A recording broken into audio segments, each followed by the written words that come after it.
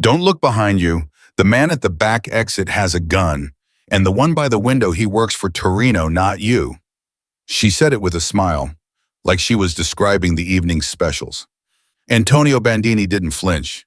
He didn't look behind him. He simply picked up his wine glass, took one slow sip of Barolo, and said very quietly, "How long do I have?" That was the night a waitress with a psychology degree and $11 in her checking account stepped between the most dangerous man in Chicago and the people who wanted him dead. Subscribe right now. Comment your city below. I want to see how far this story travels. Stay until the end. You won't regret it. The Barolo cost $340 a bottle.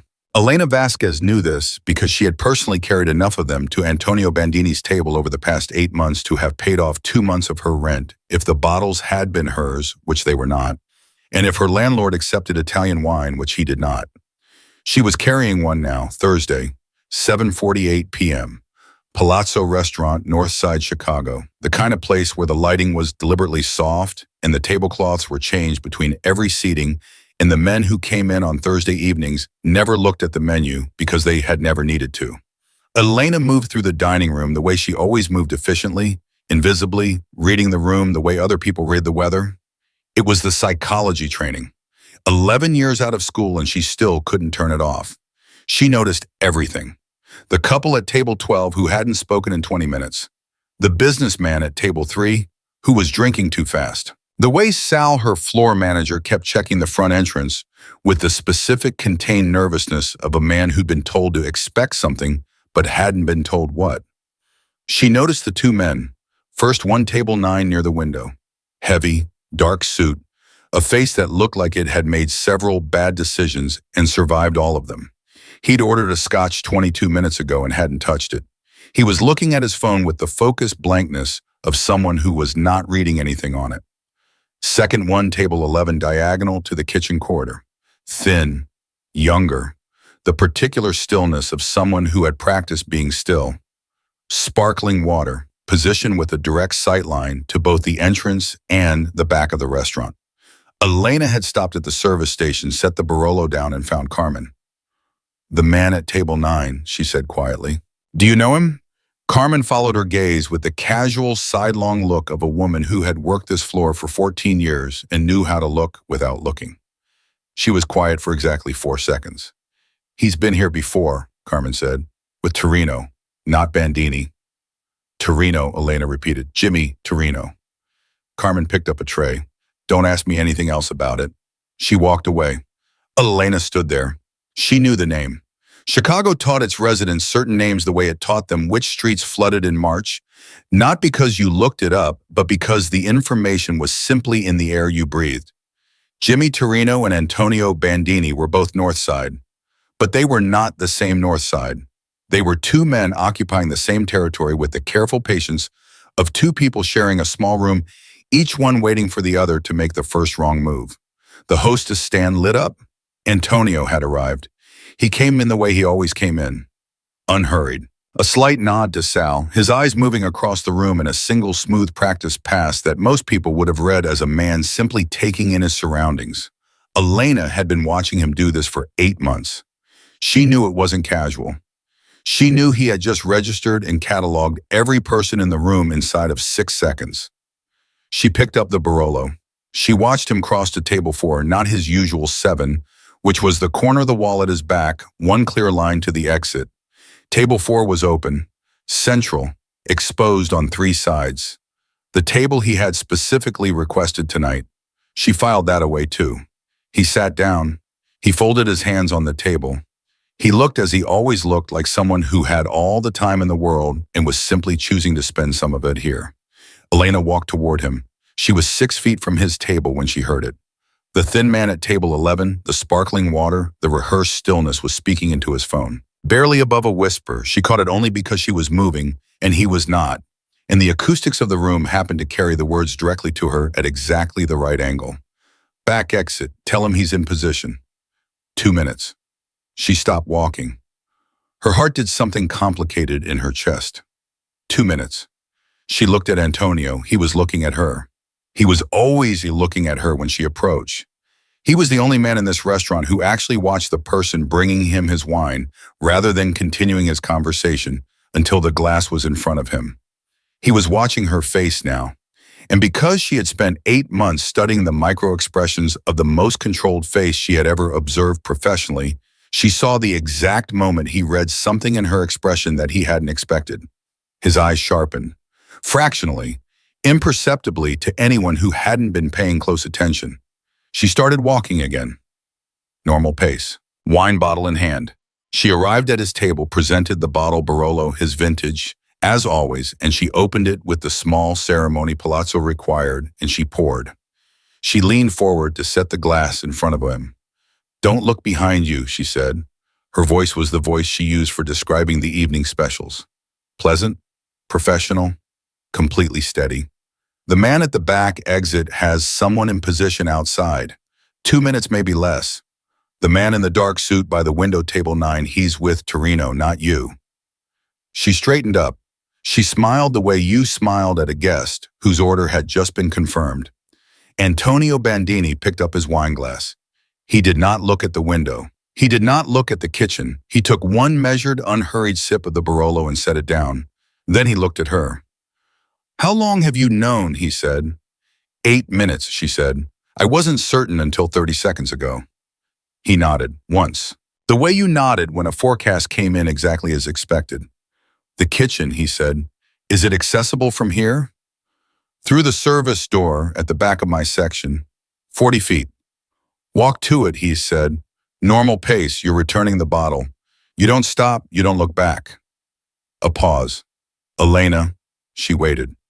"Thank you," he said.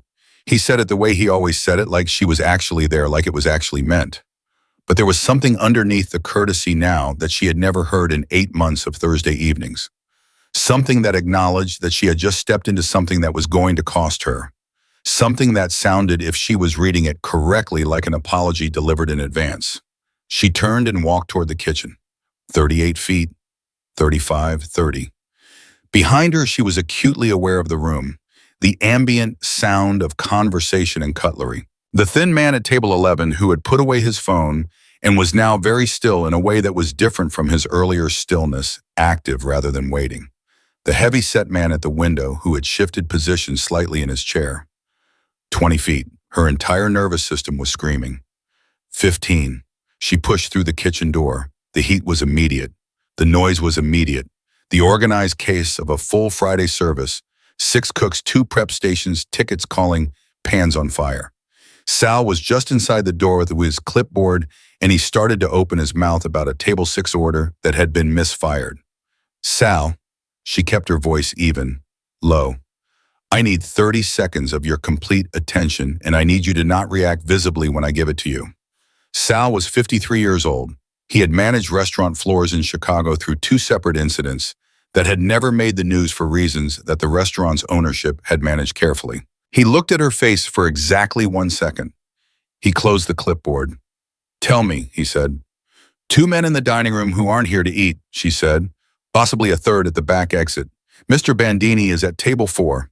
Whatever protocol this place has for situations like this right now, Sal." Sal already had his phone out. He made a call that lasted 11 seconds and consisted almost entirely of him saying a number, a 4-digit number, twice clearly, and then hanging up. He looked at her. 3 minutes, he said. "We may not have 3 minutes, she said. "Then we get what we get." He looked past her shoulder. "Get away from the door."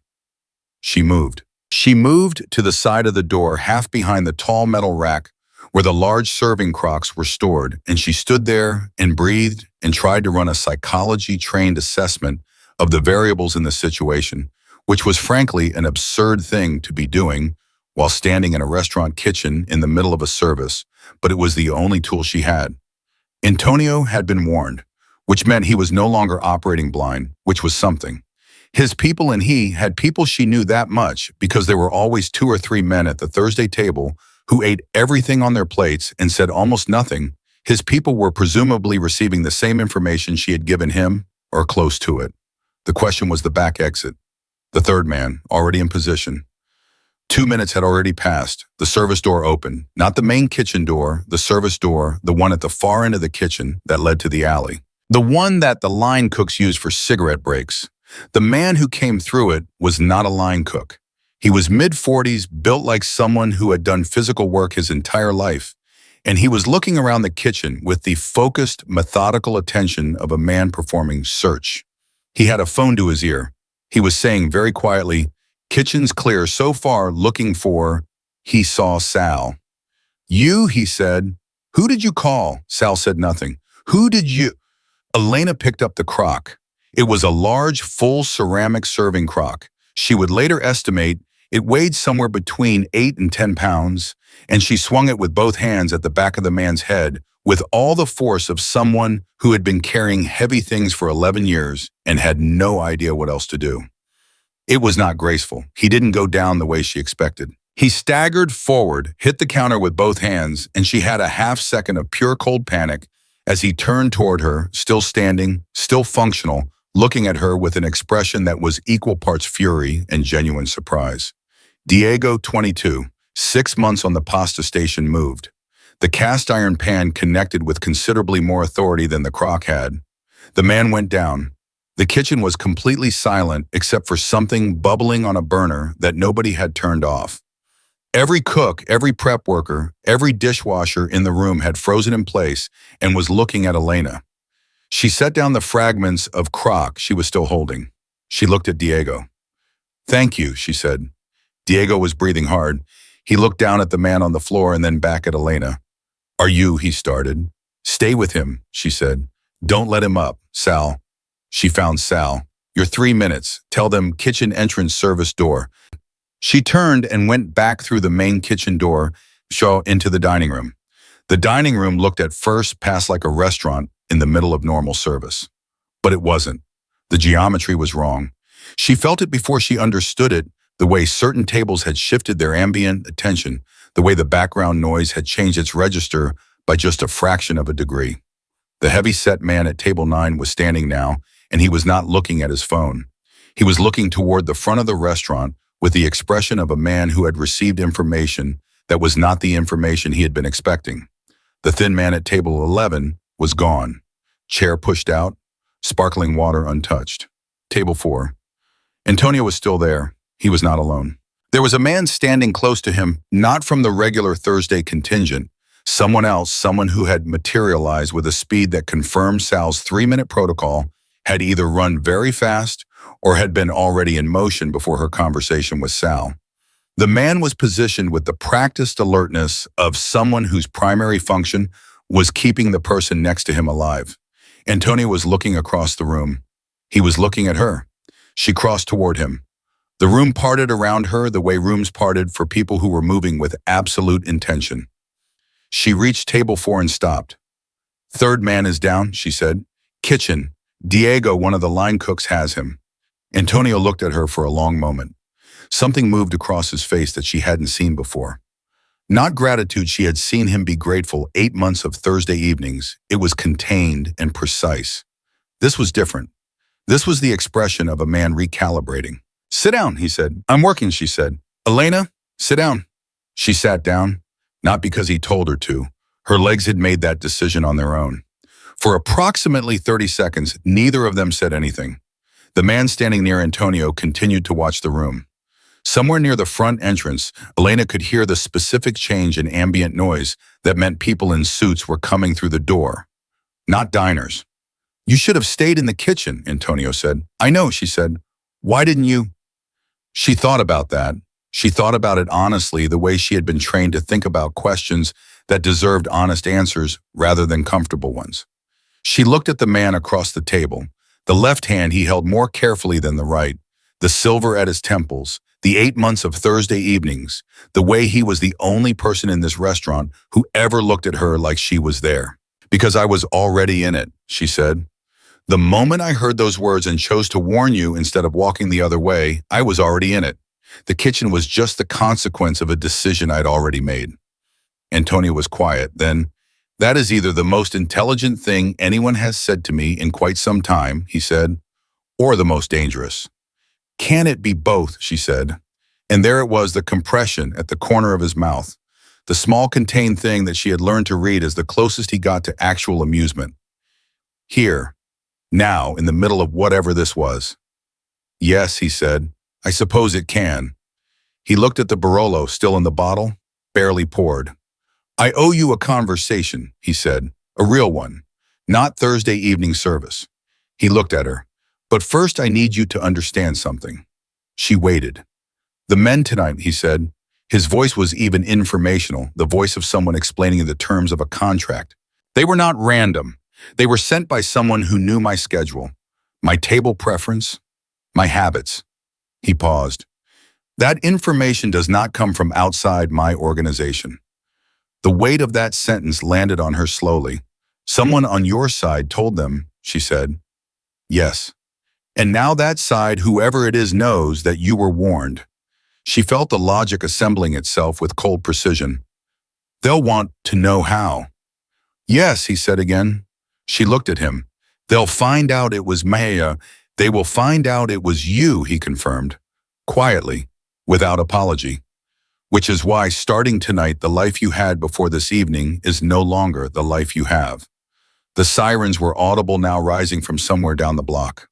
The Barolo sat between them, barely touched the same color as something she couldn't quite name. Elena Vasquez had come to work tonight with $11 in her checking account, a broken zipper on her server's apron, and a Thursday evening that was supposed to be exactly like every other Thursday evening.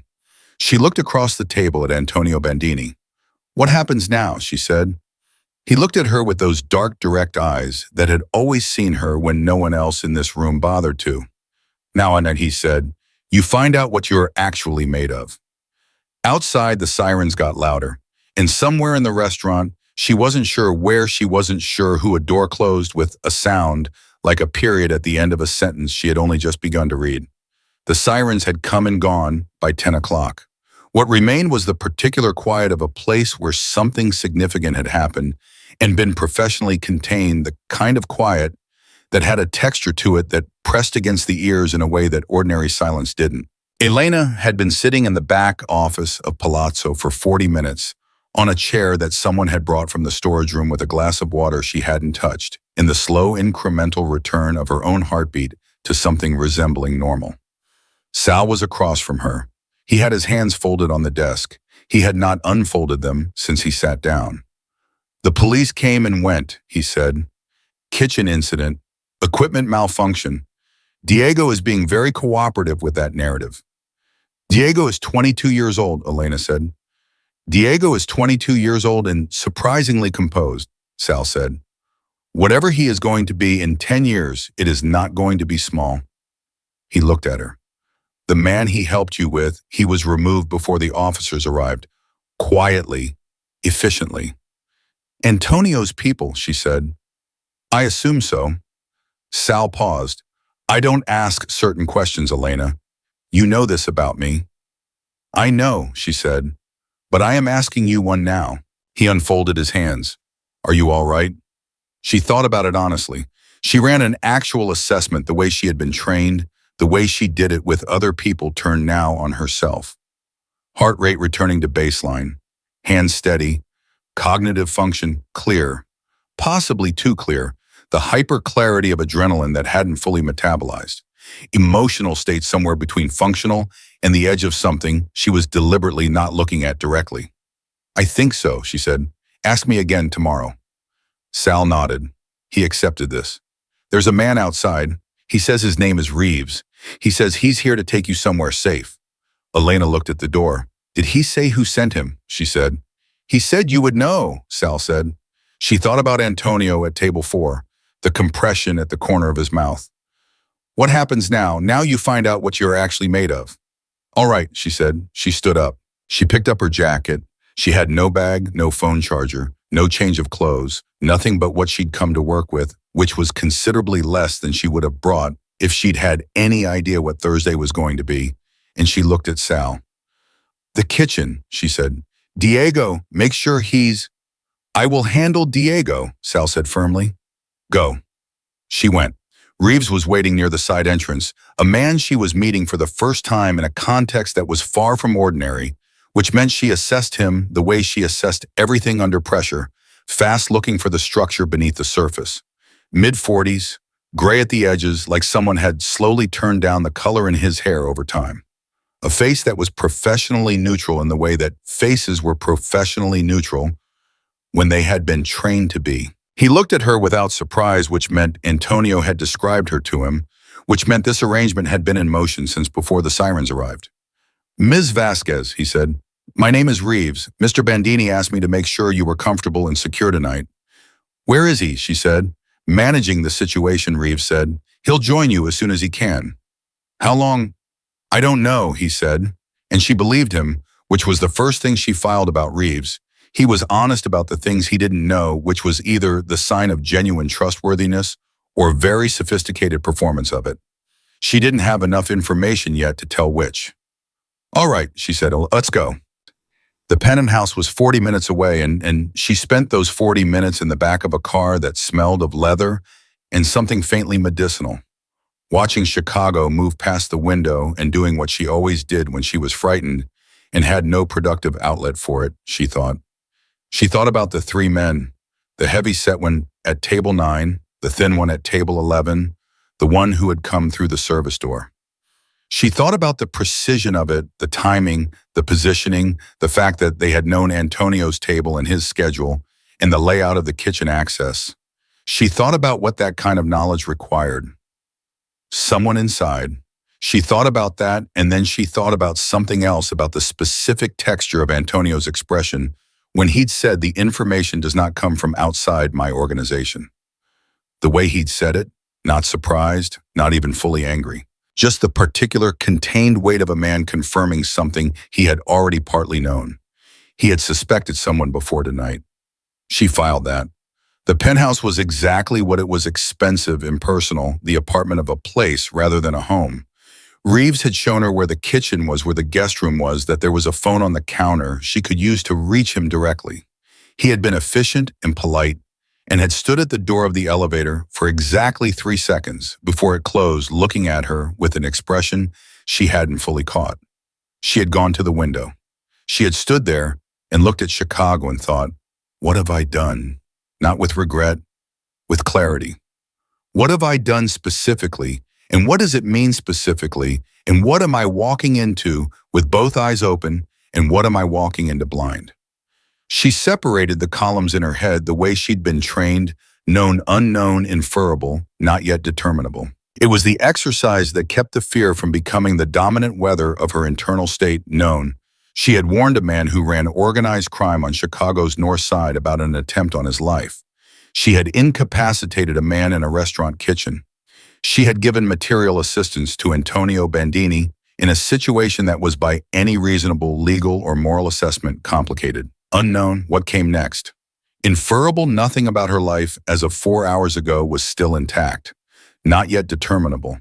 Whether that was a catastrophe or something else entirely. She had gone to bed at 2 in the morning with no resolution on that last category, and she had slept for 4 hours, which she considered a minor achievement under the circumstances. On the morning of the second May, Reeves brought her coffee and the information that her apartment was being watched. "By whom?" she said. "We're not certain," he said. "The vehicle has been parked on your block since approximately 3 a.m. It has not moved." "Torino's people," she said. She was using the name Carmen had given her, the only other name she had, the only other point of reference in the architecture she was trying to understand. Reeves looked at her with a professionally neutral face. "Possibly," he said. She noticed he didn't say yes. She filed that. "I need my phone," she said. "My charger is at the apartment." "We can provide a phone," he said. "I need my contacts," she said. "Carmen, my landlord. There are people who are going to wonder where I am." "We're managing that," Reeves said. "Reeves," she looked at him directly, "I am not a package. I am a person who has made a choice to be in this situation, which means I need to be treated like someone who made a choice, not like someone who was moved from one location to another."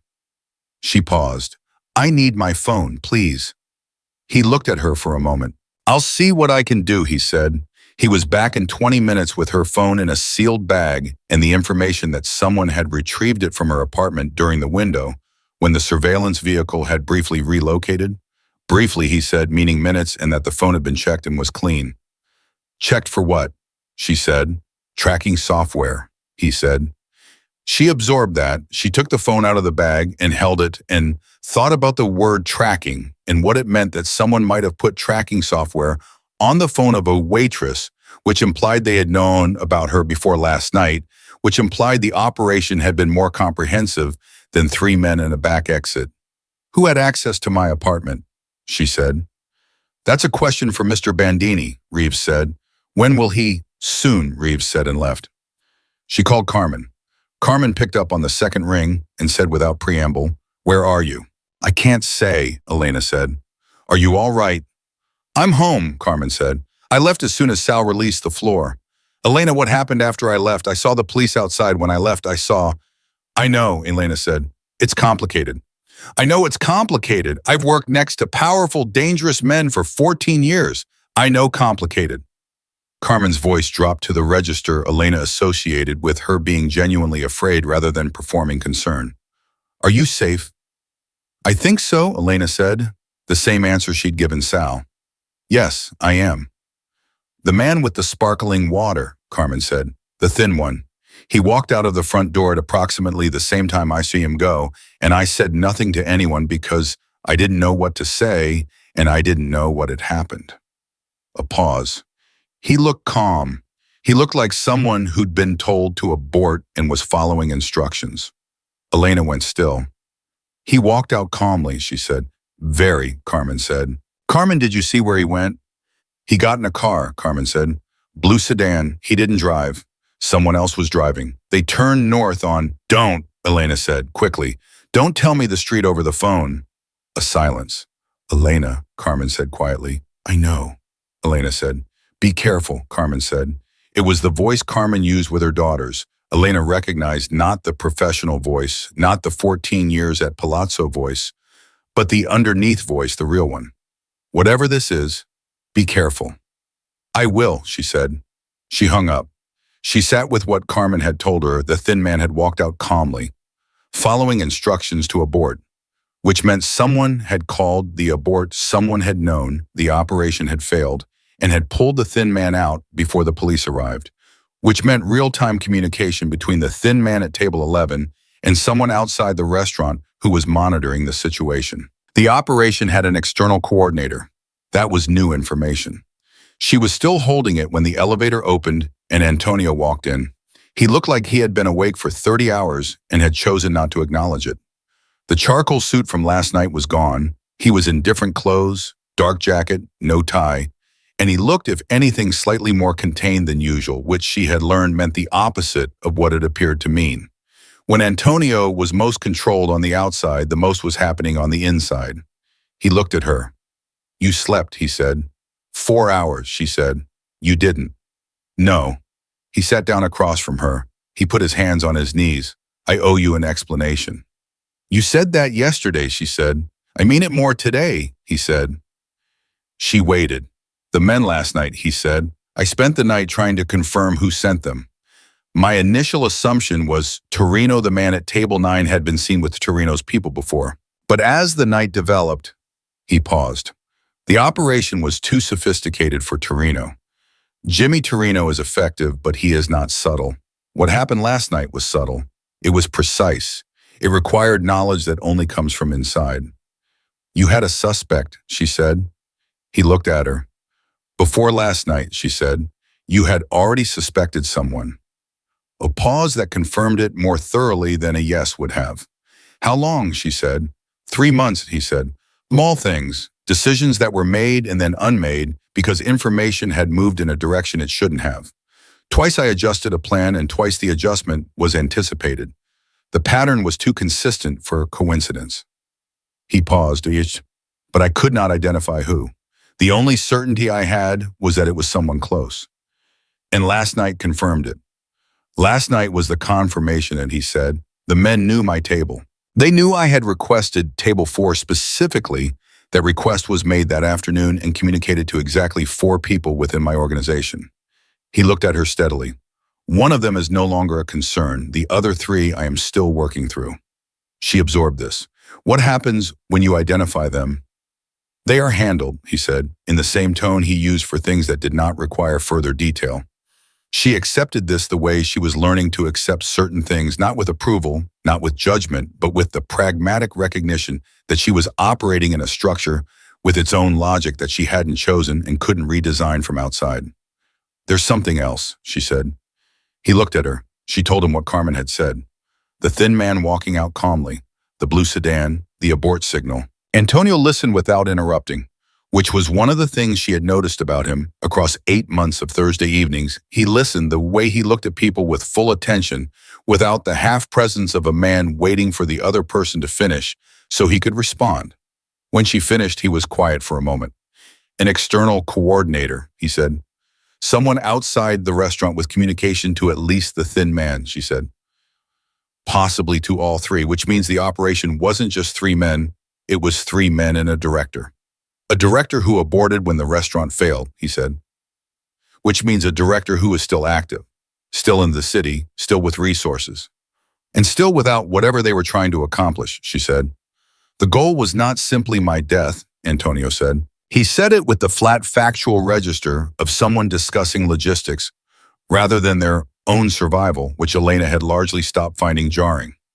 If it were, the approach would have been different. 3 men in a restaurant creates exposure, creates witnesses, creates as it did a situation that could not be fully controlled. He paused. The goal was something else. "A message," she said. "Or a transfer," he said. He was looking at something beyond her, an internal space where he ran his own calculations. "If I am removed publicly, visibly in a location tied to my routine, the North Side reads it as a declaration. Someone is claiming the territory. The organization doesn't collapse. It consolidates around whoever makes the boldest next move.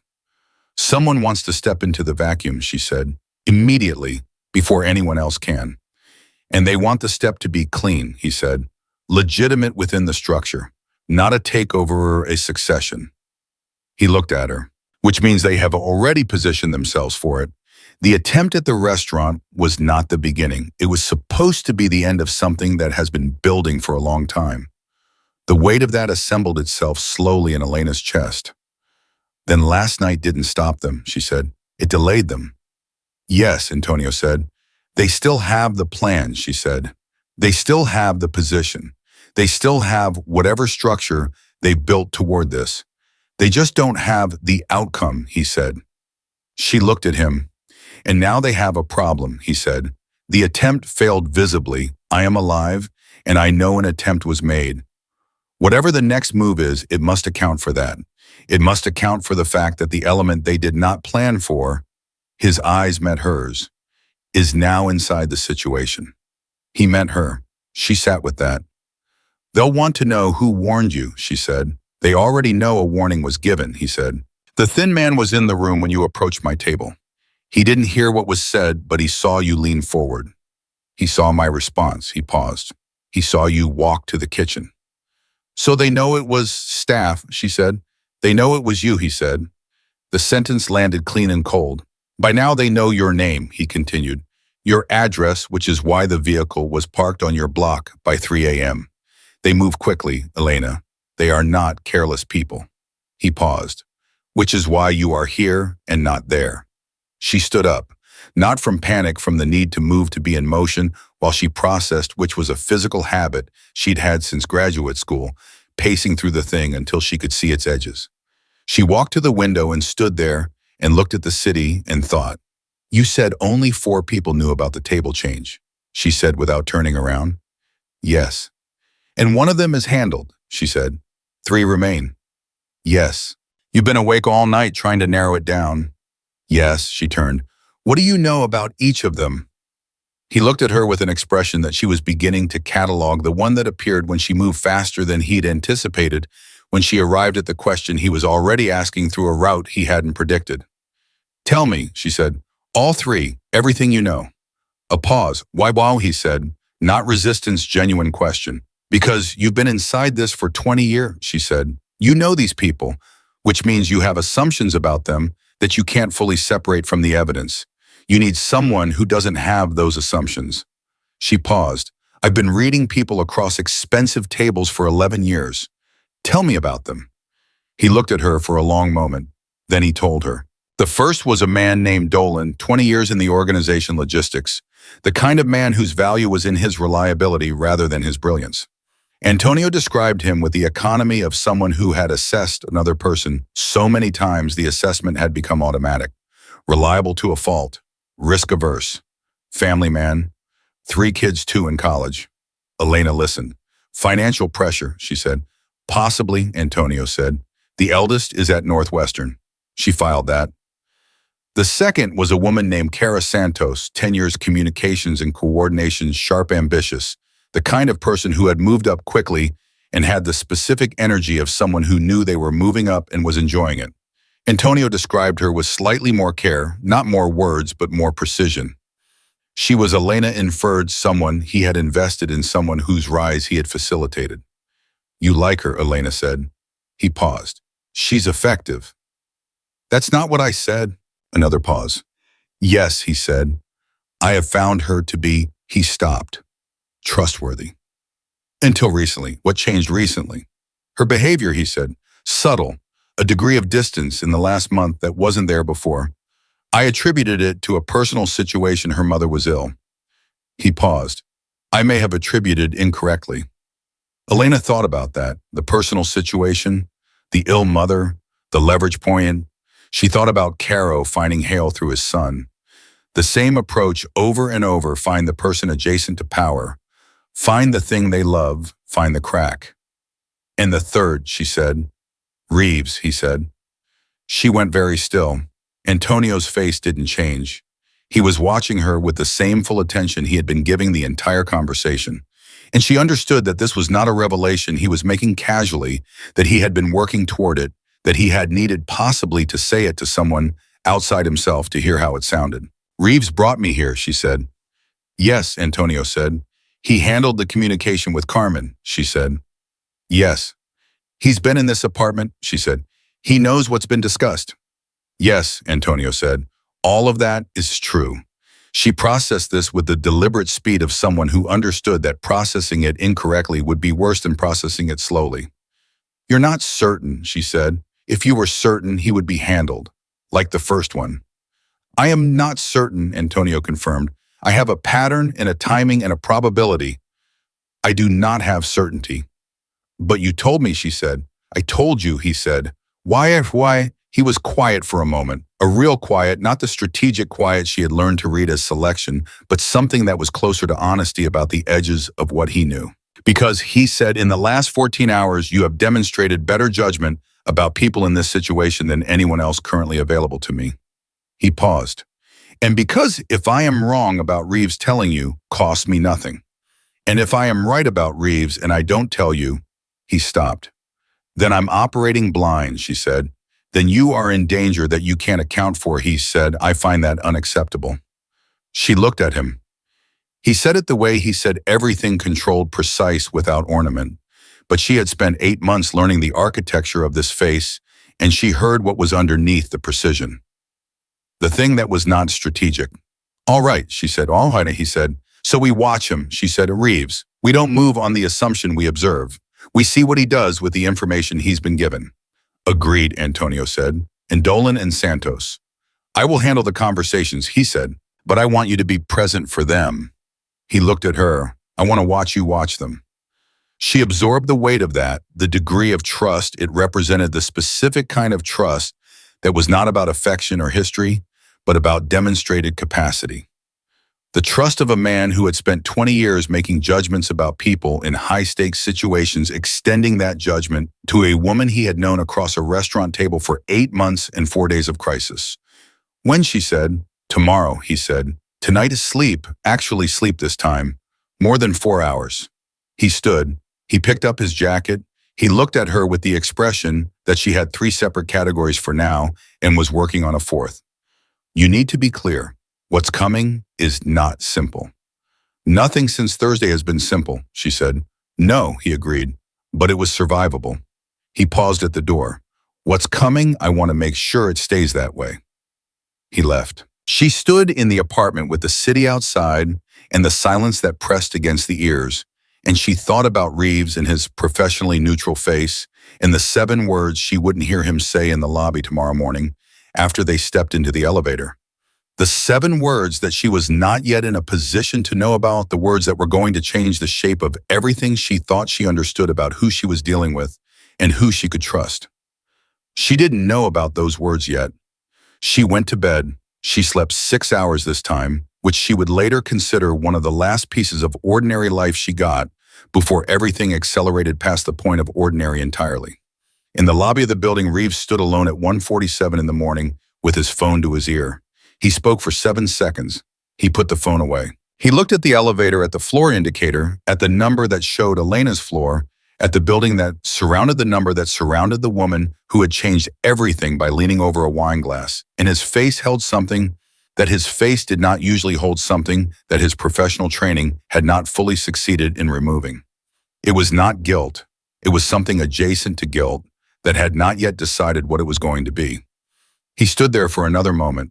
Then he walked to his station, sat down, and watched the lobby of the building with the specific vigilance of a man who was in 2 different directions at once, trying to protect the person upstairs. The question, the one that would not resolve itself until a warehouse in Pilsen, with a lockbox on a table and everything already in motion, was which direction was going to win. 3 days in a penthouse, and Elena had learned one thing with absolute certainty: safety and freedom were not the same word. The apartment was on the 31st floor of a building she'd never had reason to enter before in her life. It had floor-to-ceiling windows, a kitchen that had never been cooked in, and a silence so complete it felt pressurized. Antonio's people had brought her here the night of the restaurant, after the sirens, after the quiet men in suits, after Sal had looked at her across the dining room with an expression that was equal parts concern and the particular resignation of a man who understood that some situations resolve themselves in ways that remove people from your staff permanently. She had not been back to Palazzo. She had not been back to her apartment. She had been told politely and firmly by a man named Reeves, mid-40s, gray at the edges, the kind of face that gave nothing away, that her apartment was being monitored. Not by Antonio's people, by the other side. What other side? She'd asked. Reeves had looked at her the way a doctor looked at a patient before delivering a diagnosis the patient wasn't going to enjoy. That's what Mr. Bandini would like to discuss with you, he'd said, when he's available. When he was available. That had been 47 hours ago. Elena had spent in those 47 hours doing what she always did when she was frightened and had no productive outlet for it, she thought. She analyzed. She assembled the pieces she had into a structure she could examine. It was the psychology training, the one thing that had never left her, even when everything else she'd planned for her life had quietly dissolved. She thought about the man at the back exit, the one Diego had put down with the cast iron pan. She thought about what Antonio had said, the information about his table preference, his schedule, his habits. It didn't come from outside his organization. She thought about the thin man at table 11 and the way he'd positioned himself. The practiced stillness that wasn't natural but trained, and she thought about how long that kind of surveillance took to establish. Weeks, minimum, which meant whoever had sent those men had been planning this for weeks, which meant they were patient, which meant they were not done. On the morning of the 3rd day, the door to the apartment opened and Antonio walked in. He was in a different suit from the restaurant. He looked like he had slept, which she suspected meant he hadn't. He was carrying 2 cups of coffee, actual coffee from somewhere not the apartment's untouched kitchen, and he set one in front of her without asking whether she wanted it. She picked it up. "I owe you an explanation," he said. "You owe me several," she said. He almost smiled. He sat across from her, and he was quiet for a moment in the way she had come to understand meant he was selecting what he was going to say rather than deciding whether to say it. Antonio Bandini, in her experience, always said what he chose to say. The question was always what he chose. "The men at the restaurant," he said, "I need you to understand who sent them." "Torino," she said. "No." He looked at her. "That's what I thought that night. That's what I told you. I was wrong." She set her coffee down. "Jimmy Torino is dead," he said, simply, flatly. "He was found 48 hours after the restaurant. His own people." She stared at him. "His own people killed him?" "His own people were given a reason to kill him," Antonio said. "Someone fed them information fabricated but convincing that Torino had been cooperating with federal investigators. In this business, that accusation doesn't require a trial. So Torino didn't send those men to the restaurant, she said slowly. Torino didn't know about it, Antonio said. Torino was being used, the same as me. Someone wanted us both removed in the same 48-hour window, and they used each of us as cover for the other. Elena felt the shape of it assembling. If the men at the restaurant had succeeded, killed you, the assumption would have been Torino ordered it. And then his own people already fed the story about him cooperating with the feds. Torino would not have survived the night, Antonio said. Both of you gone, she said, simultaneously, and whoever did it, sitting back and watching it happen. Clean, he said, very clean. She was quiet. Who? Antonio looked at his coffee. That is the question I have spent 3 days attempting to answer. He paused, and I believe I have it. He looked at her. His name is Vincent Caro, he said. He has worked within my organization for 11 years. He is the reason the information about my habits, my table, my schedule was available to the men at the restaurant. He is the reason those men knew exactly when to move and exactly how many of them were needed. He paused. He is also the man who, as of this morning, I cannot locate. The silence that followed had a specific texture to it, not the silence of absence, but the silence of presence of something in the room that hadn't been named yet. He knows you know, Elena said. He knows I survived, Antonio said. He will have constructed his own conclusions from that. He'll also know about me, she said. Antonio set his cup down. Yes, because someone in that room after everything reported back, and the report included the waitress who warned you. Yes, she looked at him. She was not surprised she had known this had assembled it in the 47 hours alone in this apartment, had walked herself up to the edge of it and looked over and understood what was on the other side. But there was a difference between knowing something in the abstract and hearing it said plainly by the man sitting across from you, drinking coffee like he was discussing the weather. So, she said, what does that mean practically? It means, Antonio said, that Vincent Caro knows your name, your face, and that you are connected to me. It means that as long as he is unaccounted for, you are a liability he may choose to address. Address, she said. Eliminate, he said. No softening, just the word. She breathed through the next few seconds. All right, she said. He looked at her. All right. I'm not going to perform being more afraid than I already am, she said. And I'm not going to pretend I'm not afraid at all, because that would be ridiculous. So all right, what do we do? He looked at her for a long moment with an expression she couldn't immediately categorize. She filed it the way she filed everything to examine later. We find him first, Antonio said. What she did not know, what Antonio had not told her, and what she would not learn until much later, was that Vincent Caro had already found her first. The call came to Reeves at 11:14 that morning.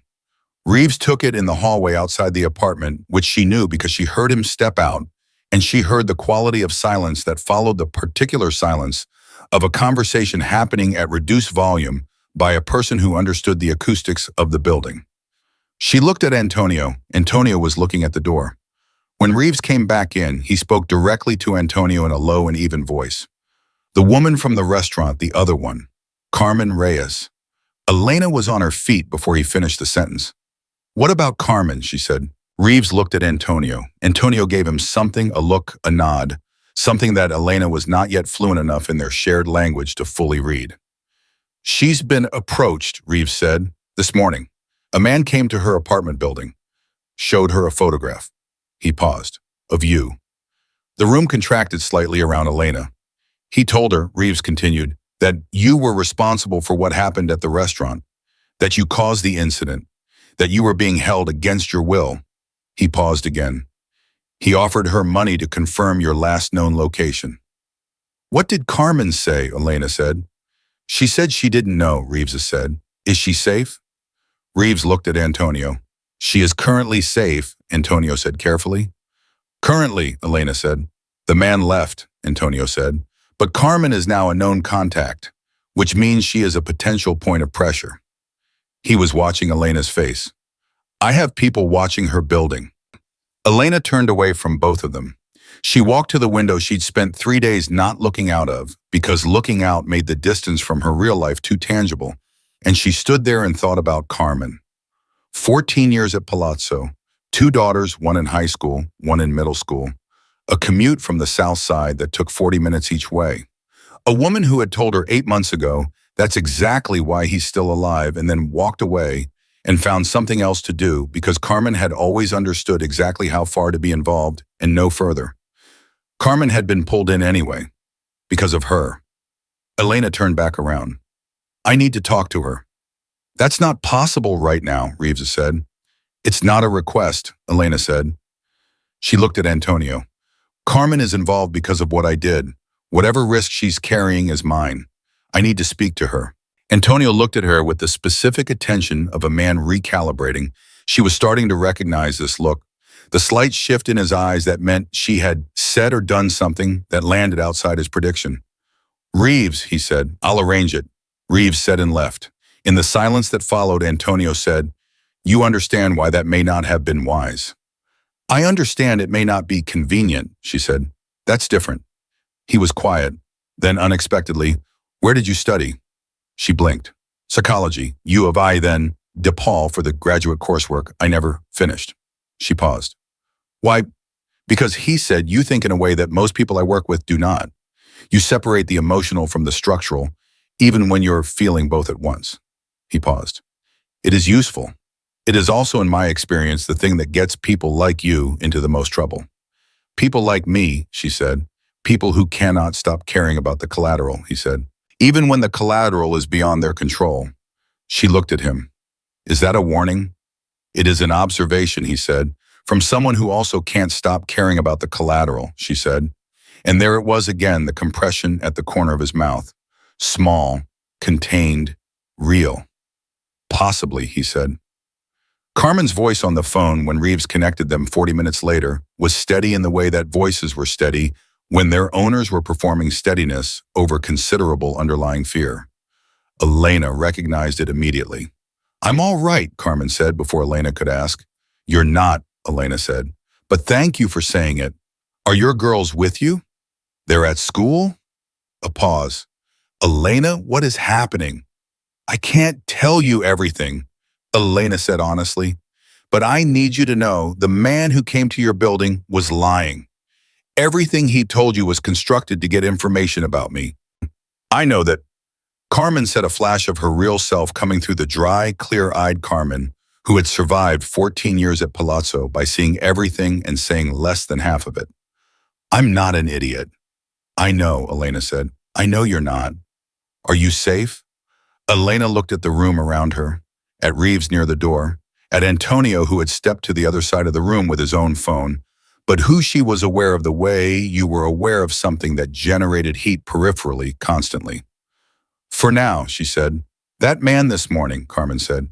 Elena, he wasn't asking like someone looking for information. He was asking like someone who already had it and was confirming. A beat. He knew you were with Bandini. He just wanted to know where. Elena went still.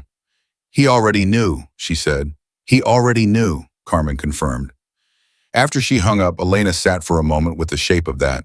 He already knew she was with Antonio. So the approach to Carmen wasn't an information-gathering effort. It was something else. A test, a message, a way of drawing Elena out of creating a pressure point that might cause Antonio to move her to change location predictably in a way that could be tracked. She stood up. The visit to Carmen this morning, she said to Reeves, it wasn't about getting information. He already knew where I was. He was trying to force movement. Reeves looked at Antonio. Antonio had gone very still. If I'd insisted on going to Carmen in person, Elena started, you would have led him to her, Antonio said. His voice had changed register flatter, more deliberate. And we would have moved you, which is predictable, which means he anticipated the call. He anticipated the emotional pressure. He anticipated the next 3 moves. He looked at Reeves. He's not running. No, Reeves said. He's hunting, Antonio said. The word landed in the room with the specific weight of something that changed the temperature. Elena thought about Vincent Caro, a name, a concept, 11 years inside Antonio's organization. A man who knew every protocol, every contact, every predictable response to pressure. A man who had spent over a decade studying the architecture of the operation from the inside. A man who had presumably constructed contingencies for every possible outcome, including the one where Antonio survived the restaurant. A man who was right now not running away. He was moving toward them. He wants something specific, she said. Antonio turned to look at her. He's not just trying to eliminate loose ends, she said. If that was it, he could have moved on, started over somewhere else. He's still here, still applying pressure, still visible enough that we know he's there. She paused. He wants something that he didn't get from the restaurant, something the operation was supposed to deliver that it didn't. Antonio's expression shifted. It was subtle, everything about him was subtle, but she had been reading him for 8 months, and she caught it. Recognition, and something underneath recognition that looked almost like reluctance. You know what it is, she said. A pause that lasted long enough to confirm it. There's a ledger, he said. Reeves made a small sound that wasn't quite words. A ledger, Elena said. Records, Antonio said. 11 years of transactions, arrangements, organizational structure. Names. The kind of documentation that no one in this business should ever put on paper, and yet it exists because there was a period a long time ago when trust was higher and caution was lower, and a record was kept as insurance. He paused. It is the single most dangerous document in the North Side. And Vincent Caro believes that if I am removed and he possesses it, he controls everything that I currently control. Does he know where it is, she said. He knows it exists, Antonio said. He does not know where it is. Another pause, longer this time. Only 2 people know where it is. She waited. Myself, he said, and a man named Robert Hale, my attorney, a man who has held that document in trust for 9 years. He looked at her. A man who, as of this morning, has stopped answering his phone. The silence that dropped into the room was unlike the earlier silences. It had a different quality, the quality of a situation that had just become significantly more urgent. He got to your attorney, Elena said. Or Hale made a decision about which side of this he preferred to be on, Antonio said. His voice was level, but she heard the thing underneath it, not quite betrayal, because betrayal required surprise, and she was beginning to understand that in Antonio Bandini's world, trust was always provisional, but something close to it, something that cost him. How long have you known Hale? She said. 15 years, Antonio said. She absorbed that, 15 years. And now a man who had maintained loyalty for 15 years was either in danger or had chosen the other side in a 48-hour window because of one man, Caro, who had spent 11 years learning exactly where to apply pressure. Caro didn't just try to kill you, she said. He's dismantling everything, systematically. He took out Torino through his own people. He's isolated you from your attorney. He's applying pressure to your known contacts. She paused. He's not trying to kill you anymore. He's trying to leave you with nothing. Antonio looked at her. And then kill you, she said. Yes, he said. So we have to find Hale, she said. We, Antonio said. She looked at him directly. You said only 2 people know where the ledger is. Hale isn't answering. That means you're the only one who can get to it. And Caro knows that, which means the moment you move toward it, you become visible and predictable.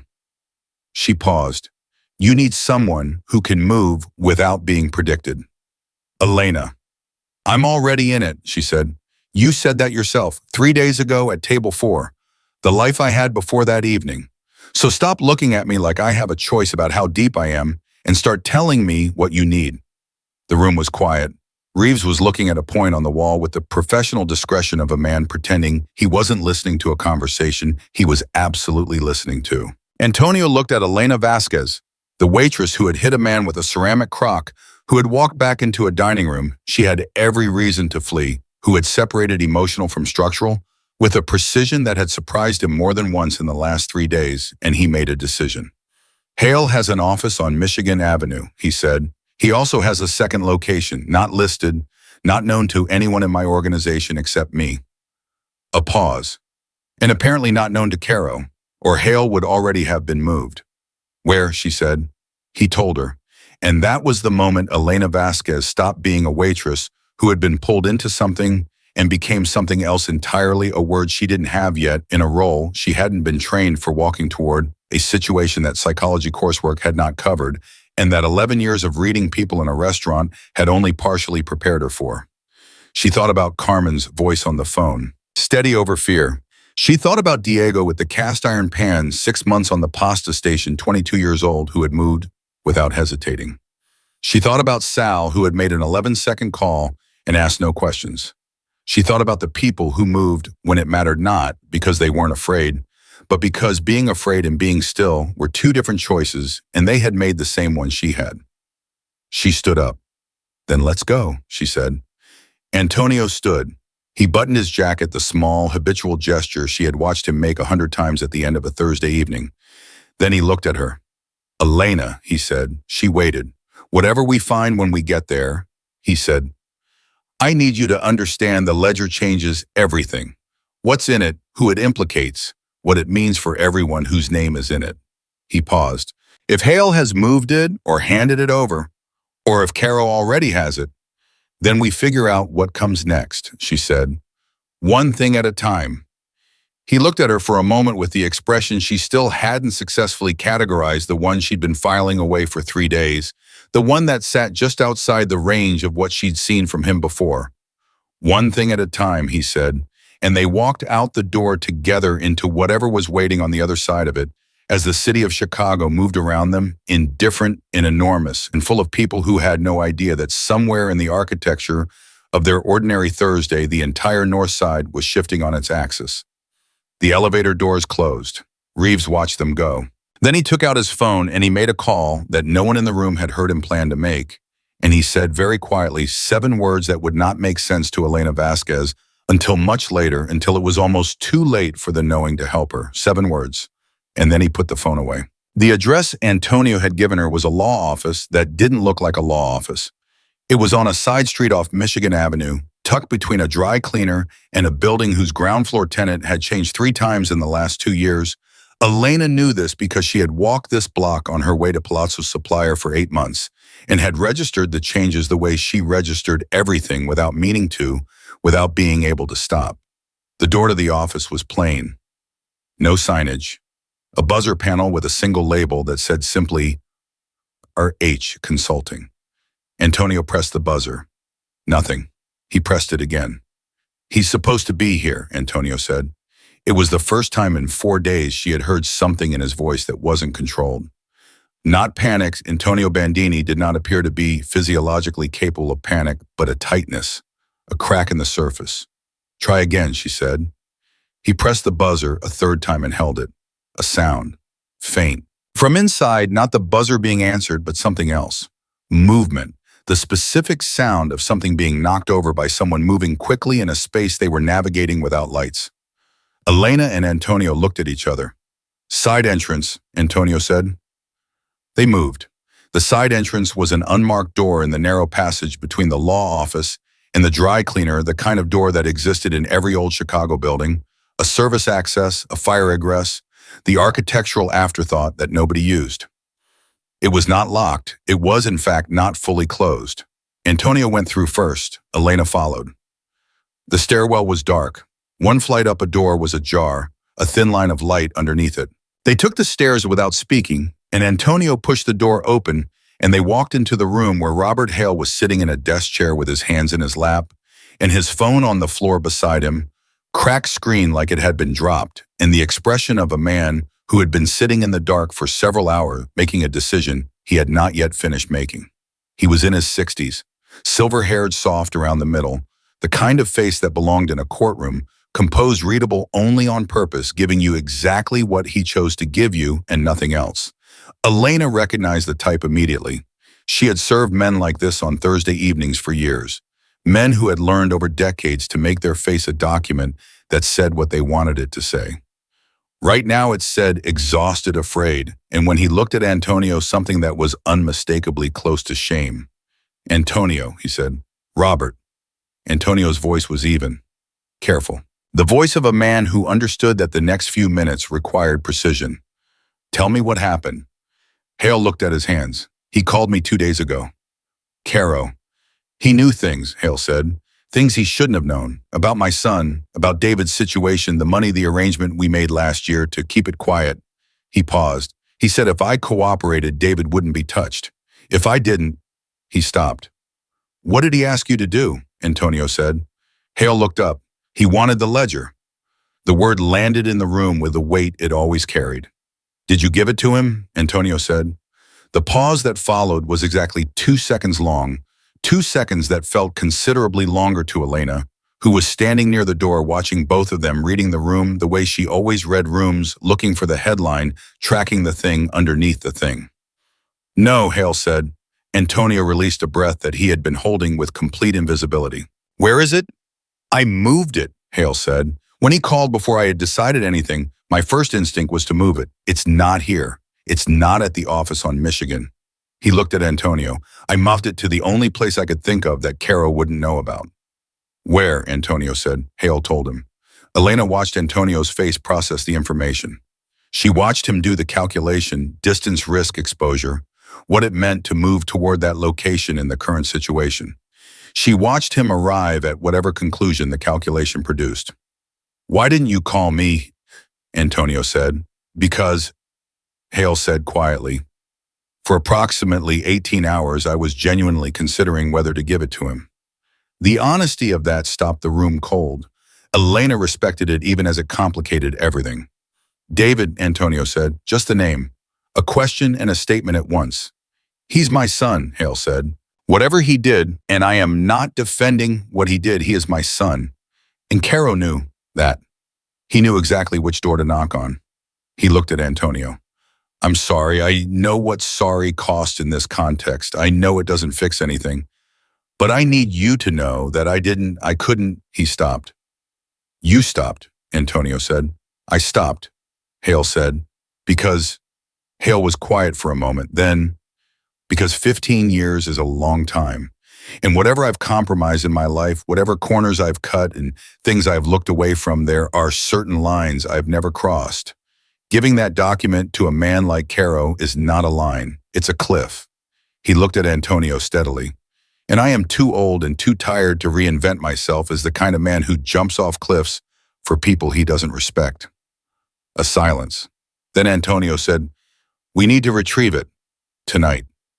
I know, Hale said. Can you move? Hale stood up with the careful deliberateness of a man whose body had been sitting still for too long and was registering its objections. He picked up the cracked phone from the floor.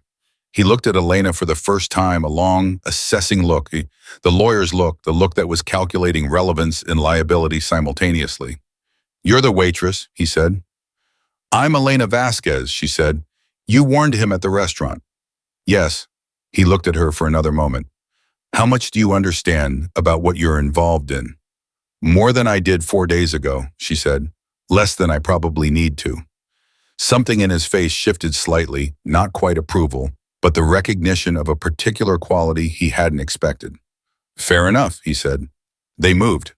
The location Hale had chosen for the ledger was 20 minutes away by car, a storage facility on the west side that Hale had used under a name that was not his own for the past 6 years. Antonio's driver, a man named Ortega, who had been waiting on the street with the engine running, and the specific patience of someone who was paid to be patient, indefinitely pulled into traffic without being asked. Elena sat between Antonio and Hale in the back seat. She was aware of the geometry of this, the two men who had spent 15 years in a particular arrangement now reconfiguring around a crisis that one of them had nearly caused. And she was aware of herself in the middle of it, not as a neutral party, because she hadn't been neutral since the moment she leaned over a wine glass and said, "Don't look behind you." She thought about Reeves. She had been thinking about Reeves since the elevator closed. The 7 words she hadn't heard, she knew only that he had made a call, had seen him from the lobby camera monitor that Ortega had shown her. When they reached the car, the small screen mounted near the dashboard that cycled through the building's security feeds. Reeves' phone to his ear, 7 seconds then away. 7 words approximately. She had said nothing to Antonio yet. She was waiting, watching, letting the shape of it develop before she named it, because she had learned from training, from 11 years of reading people across expensive tablecloths, that naming something too early was the fastest way to be wrong about it. How many people know about this storage facility? She asked Hale. 2, he said. Myself and the person who set up the account. Who set it up? A woman who works in my office, has for 12 years, completely trustworthy. He paused. Her name is Patricia Shen. Elena filed that. And the name on the account itself, she said. Hale looked at her with the lawyer's look again. Why, Paul? Because Caro has spent 11 years learning the architecture of this organization, she said. He knew your son. He knew your schedule. He knows how people in this operation think. If he couldn't get at the ledger directly through you, he would find a different approach vector. He would look for the people adjacent to you, the people you trusted enough to use as cover. Hale was quiet. Patricia Shen, Elena said. Has she behaved normally in the last 2 days? I haven't been in the office, Hale said slowly. Has she called you? Yes. A pause, twice. I didn't answer. What did she leave? Voicemail, said she was concerned, said there were some issues with upcoming filings she needed to discuss. Normal reason to call, Elena asked. Normal enough. Did she say anything else? Hale's expression had shifted over the course of this exchange from mild assessment to the particular focused attention of a man who was beginning to see a shape he hadn't seen before. He thought for a moment. She asked if I'd be coming in Thursday. She asked about a specific day, Elena said. Elena, Antonio said quietly. He may already know, she said. Not accusing, stating. If Patricia Shen was approached same way Carmen was approached, same pressure applied to the person adjacent rather than the person directly, then the question about Thursday is a question about your movements, Robert, about when you'd surface. The car was quiet.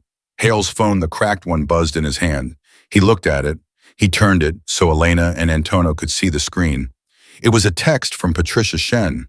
It read, Are you all right? Someone was here asking about you this morning. I didn't say anything. Please call me. Sent 11 minutes ago. The three of them sat with that for exactly 4 seconds. She's telling you, Elena said, which means either she genuinely said nothing and she's warning you, or she said something and she's managing your response. Patricia wouldn't, Hale started. You said that about David too once, Antonio said gently. Not cruelly, gently. Hale went quiet. We keep moving, Antonio said to Ortega. Don't change the route. If he already knows the location, Hale said. Then we're already in a race, Antonio said, and stopping doesn't help us win it. The storage facility was a 3-story building on a block that was mostly industrial, the kind of block that existed in every major city, the block that absorbed the things people needed to put somewhere without thinking too carefully about them. Ortega pulled up across the street. I go in and all, Hale said. Not alone, Antonio said. 2 people drawing attention. You had a car accident this morning, Elena said. Both men looked at her. That's why you need someone with you, she said. You hurt your wrist. You need help carrying something heavy. It's the middle of the day. It's a storage facility. People come and go. 2 people is less suspicious than one person who looks like he's been sitting in the dark for 12 hours. A pause. She goes with you, Antonio said. Hale looked at Elena. Elena looked at Hale. 3rd floor, she said. 3rd floor, he confirmed. They crossed the street, Hale with his hand slightly favoring his right wrist, genuine stiffness from hours of immobility, and Elena beside him carrying nothing, looking like someone's colleague or someone's daughter, or any of the dozen neutral roles that women in their 30s were automatically assigned by observers who weren't looking closely. She was looking closely at everything. The ground floor was unmanned keycard access, a camera above the entrance angled toward the door. She noted its coverage arc. She noted the 2 other people visible on the floor, a middle-aged woman pulling a rolling cart, a young man on his phone near the elevator, and assessed them in the seconds it took to cross to the stairwell. Neither of them was focused in a way that concerned her. 3rd floor, Unit 317, Hale's keycard, a padlock, a door that swung open on a space that smelled of cardboard and time. The ledger was in a fireproof lockbox at the back of the unit, inside a larger plastic bin, labeled with a mundanity that struck Elena as almost funny given the circumstances. Office Files 2019. Hale lifted the lockbox, set it on the smaller bin in front of it, opened it with a key from his keychain. Inside was a book, an actual book, cloth-bound dark green, the kind of ledger that accounting firms had used before everything went digital. It was dense with handwritten entries. She could see, even upside down from where she was standing, that it was in some kind of shorthand numbers, abbreviated names, a system that clearly required knowledge she didn't have to decode. This is it, Hale said, almost to himself. He reached for it. Don't move. The voice came from the doorway behind them. Elena turned slowly. The man in the doorway was not someone she had seen before. He was around 40, lean, with the controlled energy of someone who had been waiting for a long time and was very ready to stop waiting. He was looking at the lockbox. He was not specifically looking at Elena. She was as she had been at the restaurant, peripheral to the primary focus. A waitress, a woman, adjacent. She filed that away immediately. Set it down, Robert, the man said. Slide it toward me. You're with Caro, Hale said. Set it with addition. Hale looked at Elena. Elena looked at the man in the doorway. She was running the calculation fast distance at approximately 8 feet. Storage unit approximately 10 by 12. One exit currently blocked. One man.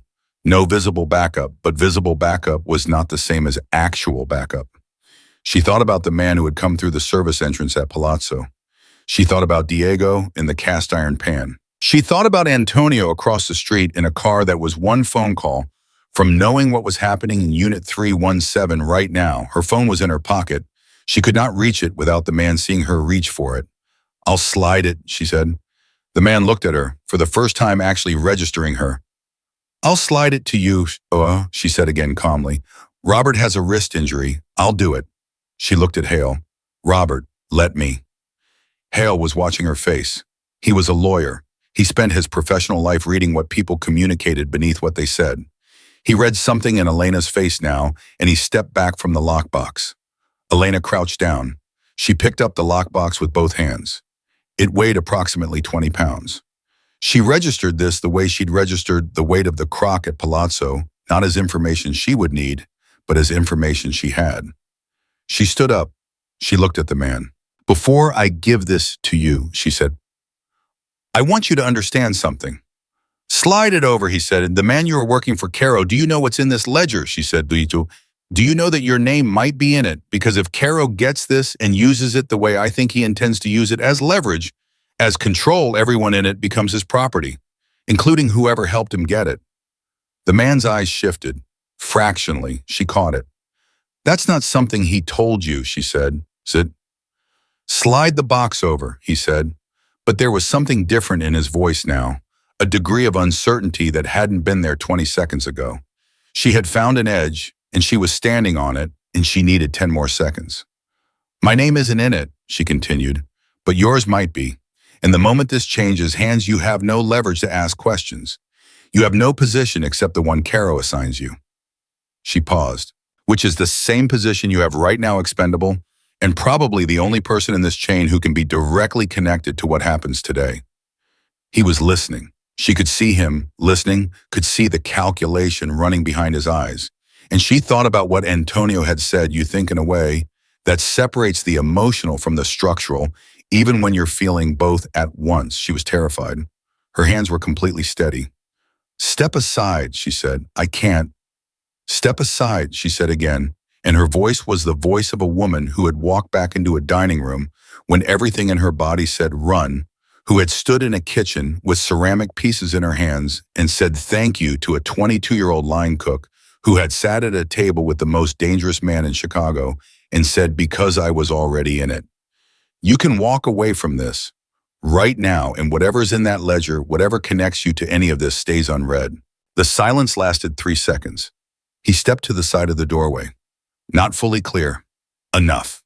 Elena walked through it with the lockbox into both arms and did not run because she had learned, was still learning in real time, the way you learn things that no coursework covered, that the worst thing you could do in the moment after a door opened was show that you hadn't expected it to. She walked down the corridor. She took the stairs. She pushed through the ground floor door into the street. Antonio was already out of the car. He saw her face. He saw the lockbox. He moved toward her and took it from her arms without a word, and in the transfer, the 2 seconds of his hands and her hands both on the same object, he looked at her with an expression she finally recognized. She had been filing it for 4 days, waiting to categorize it, and she had it now. It was the expression of a man who had spent a very long time not being surprised by people, encountering repeatedly and against his expectations a person who surprised him. Hale, he said. Behind me, she said. 1 minute. The man inside, he let me go, she said. Antonio absorbed that. You talked him down. I gave him something to think about, she said. That's different. Hale came through the door. He was moving faster than before, the lawyer's composure restored, buttoned back into place over whatever had happened to it in the last 12 hours. He reached the car. He looked at Elena with an expression that occupied the same territory as Antonio's recalibrated assessment. That, he said, was either very brave or very reckless. Can it be both, she said. She saw Antonio turn away to hide the compression at the corner of his mouth. They got in the car. Ortega pulled into traffic. For 30 seconds, no one spoke. The lockbox sat on Antonio's lap. Elena sat on the left side, watching the city move past, thinking about the man in the storage unit, the way his eyes had shifted when she'd said your name might be in it, the specific quality of that shift, which she was now examining in retrospect, with the particular focus she brought to things she needed to understand. He had stepped aside, but he had a phone. And the man with a phone standing in Unit 317 with nothing to show for the errand he'd been sent on was a man who was going to make a call. Ortega, she said, don't go back to the building. Antonio looked at her. The man in the storage unit has already called someone, she said. He let me walk out because I gave him doubt about Caro, but doubt doesn't last. The call has already happened. If we go back to the 31st floor, it'll be watched, Antonio said. It's already watched, she said. Reeves is still there. Antonio went very still. She had said it. The thing she'd been holding for the past hour, since the elevator, since the lobby camera, since the 7 words she hadn't heard. She had said it simply and directly the way she said everything, because that was the only way she knew how to say things. What do you know about Reeves? Antonio said. His voice was measured, very measured. I saw him make a call in the lobby after we left, she said. On the security monitor in the car. 7 seconds after we were in the elevator. Antonio looked at Ortega. Ortega was looking straight ahead, jaw tight, saying nothing. Ortega, Antonio said. I don't know anything about Reeves, Ortega said, quickly. Too quickly. That's not what I asked you, Antonio said. A pause. I saw him on his phone last night, too, Ortega said. After the Carmen call, I didn't know what it meant. I thought maybe he was reporting to you through a different channel. You thought, Antonio said. I should have told you, Ortega said. I know, I should have told you. The car was quiet. Elena watched Antonio process this.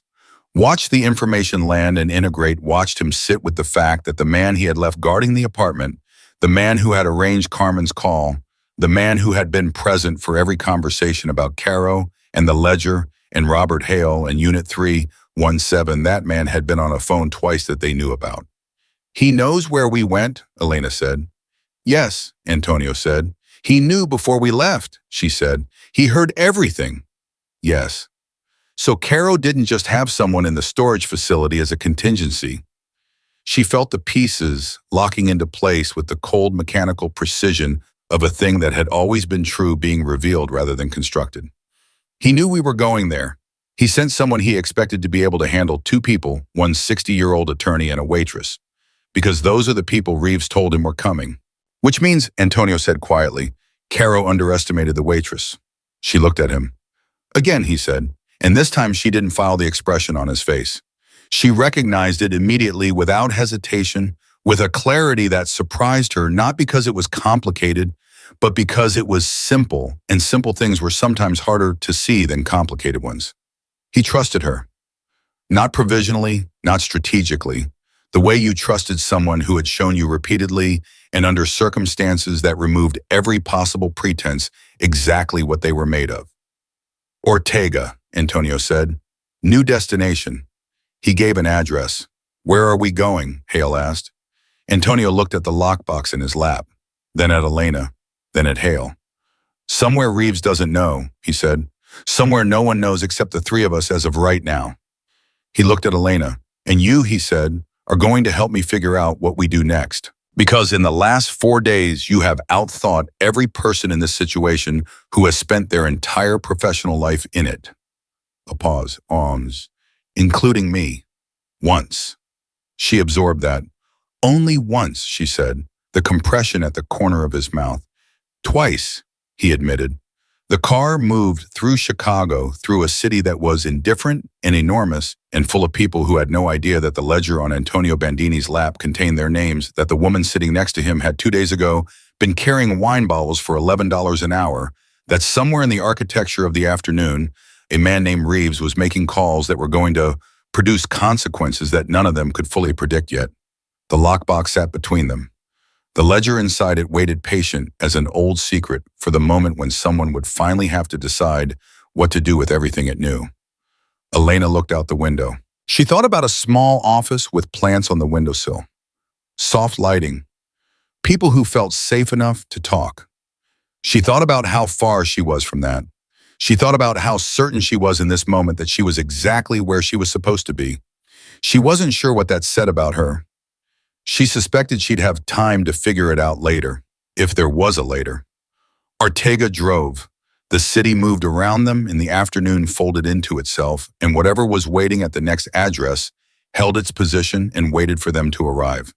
The new address was a restaurant, not Palazzo, nothing like Palazzo. This was a small Italian place in Wicker Park that smelled of garlic and old wood and had been in the same family for 40 years. And when Ortega pulled up in front of it and Antonio got out with the lockbox under his arm, the man who opened the door before they knocked was somewhere in his 70s, heavy-set with the careful eyes of someone who had lived a long time adjacent to dangerous things and had survived by knowing exactly when not to ask questions. His name, Elena would learn, was Enzo. He looked at Antonio. He looked at the lockbox. He looked at Elena and Hale.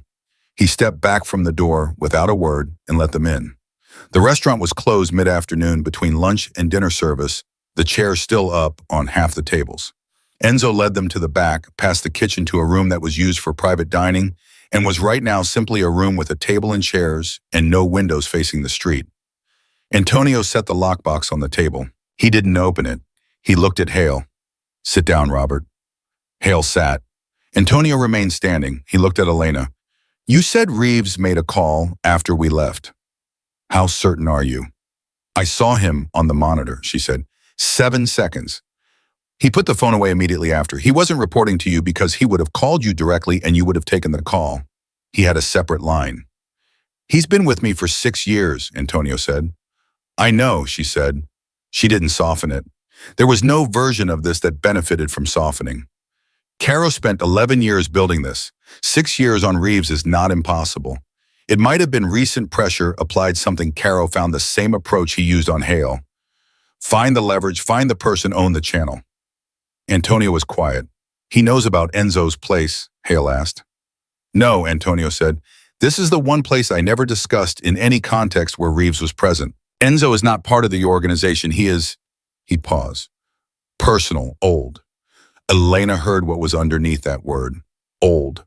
The kind of old that meant before everything, before the organization, before the operation, before the man Antonio Bandini had constructed himself into. She filed it without comment. "Then we have time," she said. "Limited but real. Reeves knows we went to Michigan Avenue. He knows about the storage facility. He doesn't know we're here." She looked at the lockbox, "which means right now this specific window is the only window we get." "For what?" Hale said. She looked at Antonio. "For ending it," she said. Antonio looked at her for a long moment. Then he pulled out a chair, sat down, and put his hands flat on the table, a gesture she had never seen from him before. A gesture that was not controlled or deliberate, but simply human. The gesture of a man putting down a weight he had been carrying for a very long time. "Tell me what you're thinking," he said. "Caro wants the ledger because it's leverage," she said. "That's the whole structure of what he's been doing, building leverage. Torino's death gave him the South Side's instability. Reeves gave him your movements. Hale was supposed to give him the document." She paused. "But he doesn't have it, and every move he's made has been about getting it without being directly visible. He's been operating through other people, the men at the restaurant, the man at the storage unit, Reeves, the approach to Carmen, the approach to Patricia Shen. He hasn't shown his face once. Because the moment he does," Antonio started. "He's accountable," she said. "Everything he's constructed falls apart the moment he can be directly connected to any of it. That's why he's been careful. That's why he's been patient." She looked at the lockbox. But patience runs out when the thing you need keeps not arriving. He's been building toward this for months, maybe longer, and it hasn't worked. And now he's used up most of his assets, and we're sitting in a room he doesn't know about. She paused. He's going to do something direct, soon, because he has no other move left. So we wait for him to surface, Hale said. No, Elena said. We make him surface. The room was quiet. We give him a reason to come to us, she said, on our terms, in a location we control, with Antonio visible and the ledger apparently accessible. We construct the exact situation he's been engineering for months, and we do it before he can. Antonio was looking at her with the full force of his attention, which she had learned was a different thing from most people's attention. Most people looked at you with part of themselves. Antonio looked with everything. You're describing a trap, he said. I'm describing an ending, she said. He's spent months making you reactive. Every move he's made has been designed to make you respond, to move predictably, to expose yourself. So we stop reacting. She met his eyes. We decide what happens next. We write the script, and we make him walk into it. Hale leaned forward. And Reeves is the mechanism, she said. Reeves is how Caro gets the information. So Reeves gets information. She paused. The right information, at the right time. We feed Reeves a location and a window, and Caro comes to us instead of us running from him. Antonio was quiet for a long time. Then, you understand what it means if this goes wrong. I've understood what everything means if it goes wrong since Thursday night at the restaurant, she said. That hasn't stopped me yet. He looked at her. He looked at Hale. He looked at the lockbox. All right, he said. It took 40 minutes to construct. 40 minutes around Enzo's backroom table, Antonio on the phone in short-coded exchanges with two men. Elena hadn't met Hale drafting and revising on a legal pad with the focused precision of a man who was very good at his work when he wasn't afraid, in Elena thinking. Assembling. Running scenarios the way she ran psychological assessments. Not what do I want to be true, but what is actually true. What does the evidence support? Where are the holes? The location they chose was a warehouse in Pilsen, one of Antonio's properties known to Reeves, which was the point. The window they constructed was 7 p.m.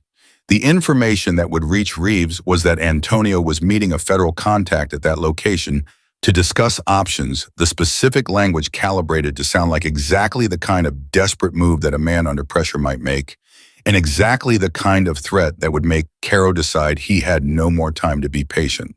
He'll want to move before the meeting happens, Elena said. He can't afford you talking to federal investigators. Even the rumor of it makes everything he's built useless.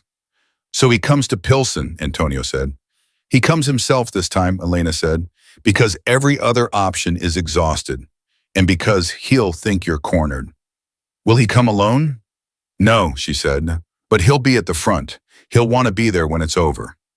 Antonio made the call to a number he was certain Reeves was monitoring. He spoke for 45 seconds in a voice that was not quite his normal voice, slightly tired, slightly pressured, just enough departure from his baseline to read as a man who was running out of runway. He said the location. He said 7 o'clock. He said the word federal once clearly. He hung up. They waited. Enzo brought coffee. Real coffee, strong in small cups, the kind of coffee that was made by someone who had been making it the same way for 50 years. Elena wrapped her hands around the cup and sat with it and thought about Carmen, about Diego, about Sal making an 11-second phone call and not asking any questions. She thought about all the people who had moved when it mattered. She thought about what Antonio had said. You have outthought every person in this situation who has spent their entire professional life in it. She had not gone looking for this. She had been carrying a bottle of wine, and she had heard 4 words back, exit, he's in position, and she had made a choice that was not strategic or calculated, but simply human. Simply the choice of a person who could not hear those words and do nothing with them. She thought about the small office with the plants on the windowsill. She thought about it clearly without grief, the way you thought about a road you hadn't taken with curiosity rather than regret. She wondered if that version of herself, the one in the quiet office with the soft light, would have been better at the life she'd planned than she'd turned out to be at the life she hadn't. She decided the question didn't matter. At 5:47 p.m., Antonio's phone buzzed. He looked at the screen. He set it on the table so Elena and Hale could see it. It was a text from Reeves. It said, "Something's wrong. I think you're being set up. Don't go to Pilsen tonight. Trust me." The three of them looked at it. "He knows we know," Hale said. "Or Caro told him to send that," Elena said, "to make Antonio change the location, to create the appearance of Reeves as a loyal asset redirecting you away from danger while the actual operation moves to wherever you go instead." "How do we know which it is?" Hale said. "We don't," Elena said. "So we don't change anything." Antonio typed back, "Understood. I'm going anyway. I don't have a choice." He sent it. He set the phone face down on the table. "Now he knows you're not redirectable," Elena said, which either confirms his loyalty or confirms his instruction. Either way, Caro knows the plan holds. At 6:15, they moved. Antonio's two men, she learned their names were Caruso and Beck, and they carried themselves with the economy of motion that she associated with the people who had been in dangerous situations enough times to stop wasting energy on anything non-essential, were already at the warehouse when they arrived. They had swept it. They knew the entry points. They had positioned themselves with the specific geometry that Antonio, in 2 minutes of quiet conversation with Caruso, adjusted twice based on Elena's input about where Caro would position himself if he was running the approach. "He'll want a sightline to Antonio before he commits," she said. "He'll hold back while someone else confirms. The entrance on the east side gives him that, and a secondary exit." Caruso looked at her. "East side," Antonio said. To Caruso. Caruso moved. Elena stood in the center of the warehouse with Antonio, and the lockbox was on a table in the center of the room, visible, deliberate, the specific visual that said everything Caro needed to believe was true. Antonio was standing. Elena was 3 feet to his left. "You should go to the back," Antonio said. "No," she said. "Elena, if he sees only you, he'll hold longer," she said. "If he sees you and me, the waitress, the loose end he's been trying to account for, he moves faster. He'll want us both in the same moment." She paused. "And faster means less controlled. Less controlled is better for us." Antonio looked at her for a long moment. "You have read every person in this situation with more accuracy than anyone I have employed in 20 years, he said quietly. "I need you to know I understand that. I need you to know that whatever happens in the next 20 minutes, I understand what you've done and what it cost you." "Tell me that when it's over," she said. He almost smiled. "Fair enough." At 6:58, the east door opened. The man who came through it first was not Caro. He was one of the men from the restaurant, not the heavy-set one, not the thin one, but a third face she hadn't seen that night, someone from the outer ring of the operation. He came in fast and assessed the room in 3 seconds and looked directly at the lockbox. Then he looked at Elena. His eyes did what she had predicted. They dismissed her in the same moment they registered her. She was the waitress. She was adjacent. She was not the threat.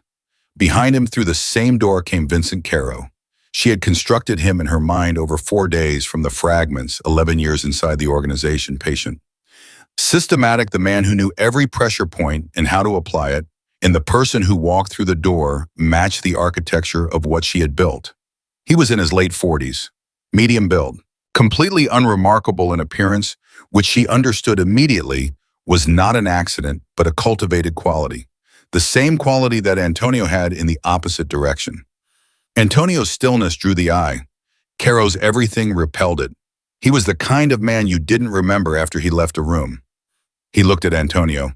"You actually came," Caro said. "I told Reeves I didn't have a choice," Antonio said. "That was the only true thing I said tonight." Caro's eyes moved to the lockbox, then to Elena. He did what she expected. He assessed her as peripheral, filed her as non-essential, returned to Antonio. "Where's Hale?" "Somewhere you won't find him," Antonio said. "The ledger is here." "The ledger is here," Antonio confirmed. Caro took a step forward. The man he'd brought with him moved to the left toward a position between Elena and the door, which was, she noted, not covering Antonio's side of the room. They were covering the exit. They didn't think she was a factor. She thought about what Antonio had said. He underestimated the waitress. "Again, it's over, Vincent," Antonio said. "You understand that. Whatever you plan for tonight, it ends here." "What I planned," Caro said, "was for you to be dead 4 days ago. Everything since then has been adjustment. You've been adjusting for 4 days because of her, Antonio said. He didn't look at Elena when he said it, which she appreciated. Drawing Caro's gaze to her was not the play.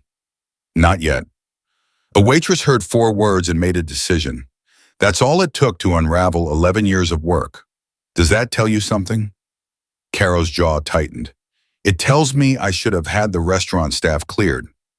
It tells you that you built something brittle, Antonio said, because everything you built was about force, about leverage, about finding the crack in a person and pushing until they broke. Robert Hale almost broke. Reeves broke. Jimmy Torino's people broke. He paused. But the people who weren't afraid of you, the people you didn't even consider worth being afraid of, they didn't. Carol looked at Elena then, directly, for the first time. She held his gaze. You're the waitress, he said. I'm Elena Vasquez, she said. He looked at her with the assessing look, the calculating look, running the same kind of analysis she ran on everyone looking for the pressure point, looking for the crack. She watched him do it. She watched him not find it. You don't belong in this, he said. No, she agreed, but here I am. He turned back to Antonio. Give me the ledger. Walk away. I have no interest in what comes after this city is large enough for both of us if the structure is redrawn. Give me the document and this ends tonight. The structure you want to redraw, Antonio said, has names in it, people who trusted the arrangement that exists. You don't want to redraw it, you want to own it. Every name in that book becomes a debt you collect. That's business, Caro said. That's slavery, Antonio said. His voice was still controlled, but there was something underneath it now that Elena had not heard before. Not anger, something older than anger. Something that had been compressing for a long time.